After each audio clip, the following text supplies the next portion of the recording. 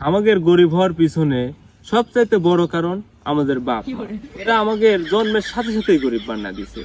এখন জিজ্ঞাসা কর কেন? কিভাবে?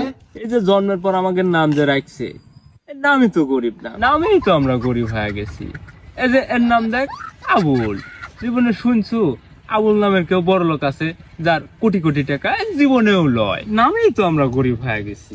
আবার এই যে এর নাম দেখ তুজাম, এর নাম শুনি মনে হয় ধান কাটতে যাবি, এ জীবনে বড় লোক হইতে পারবি? এর বড় লোক হওয়া সম্ভব? এই আমার নাম দেখ কাশেম, নাম শুনেই হকার মনে হয়। এ মনে হয় এর কাম হাটে হাটে যা যা মলম বিক্রি করা। এই বাপ মা মনে কর আমাদের নাম থেকে গরিব বানা দিছে। এই স্টিভ জবস, এ শুনেই মনে হয় এ কি নাকি বানায় ফেলা দিবি।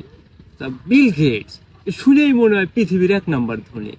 ইলন মার্কস, মার্ক জুকারবার্গ, এর নাম শুনলে মনে হয় কি নাকি। এর নাম দেখ লেলন, এর নামে কিভাবে বড় লোক হবে কয়? শুনেই মনে হয় সাপুরিয়া। ইলন মার্কস, মার্ক জুকারবার্গ, মানে নামই অন্যরকম।